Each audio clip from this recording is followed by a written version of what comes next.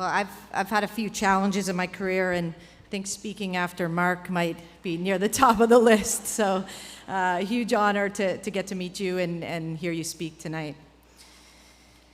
So, this is a tremendous honor, and certainly one that I didn't expect.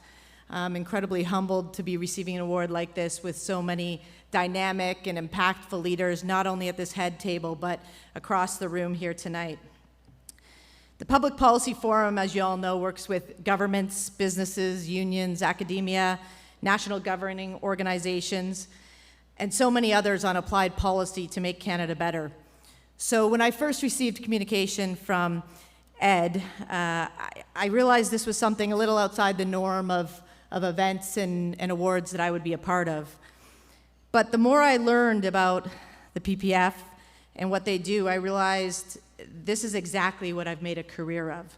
Teamwork, collaboration, Canadian pride, connections to community, and so many other things. I truly value these qualities as much as everyone else in the room here tonight. And these are all qualities that I learned through sport. I believe sport unites people unlike anything else. It brings communities together, creates a common bond. It brings joy, exhilaration, and it provides for many a sense of belonging. I grew up as a young girl in Kingston who loved hockey. I'm not sure if it was innate or if it was learned, but the game has always been a part of who I am. There were very few girls at that time playing organized hockey, and I was fortunate to have parents who never once tried to steer me away from this uncommon path. I didn't appreciate how important that was to me and who I would become until much later in life. My parents saw and they felt the passion that I had for hockey. I had dreams of winning the Stanley Cup. They fostered that dream. What more could we want for our children than for them to find something that they truly love and work hard for it?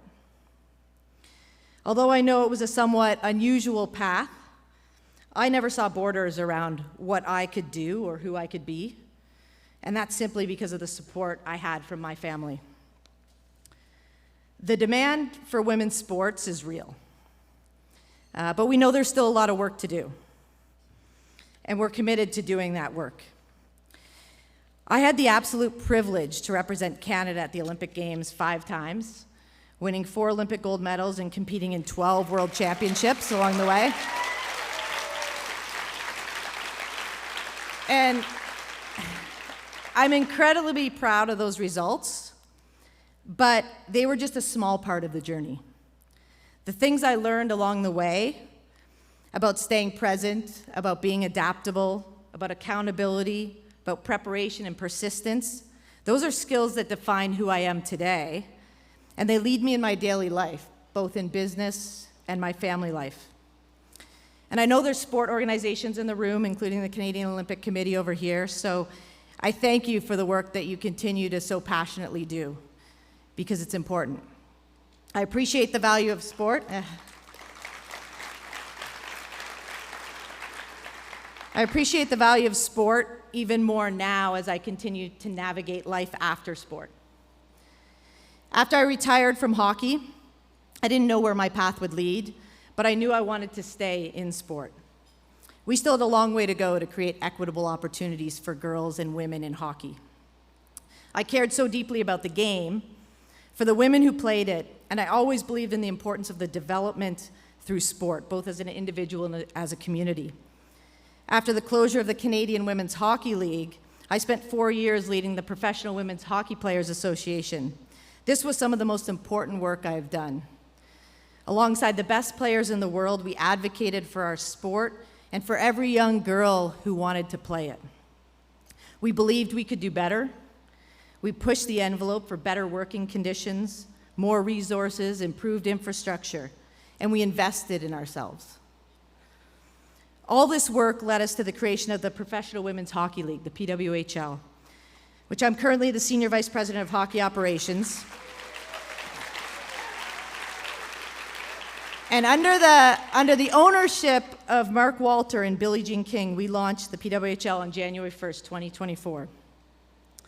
To say it's been a success to date would be an understatement. We've exceeded our projections as it relates to viewership, attendance, sponsorship sales, merchandise sales. Again, the demand for women's sports is real. I know there's some Ottawa fans in the room. I've met some already tonight. But we know there's still a lot of work to do. We're committed to the long term. There's so many people who helped build our sport when the lights weren't shining.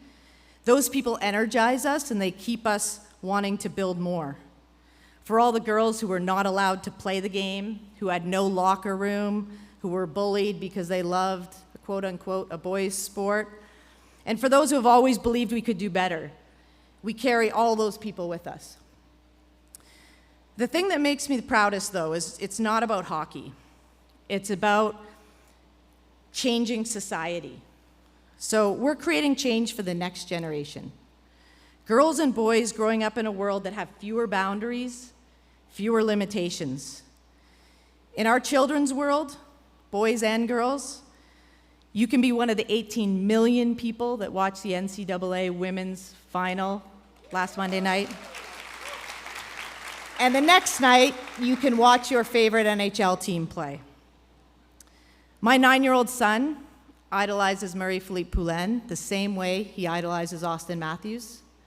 My daughters can now dream to be Caitlin Clark or Christine Sinclair. This is not just about sport.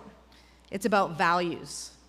We're helping set the stage for a new generation of leaders that see the world through a different lens and whose expectations for equity will be different. Our urgency is not only heightened now to do more and to elevate further. We're not raising the bar. This is our baseline now. This is where we're going from here. And we're not happy to just be here. We know we belong here.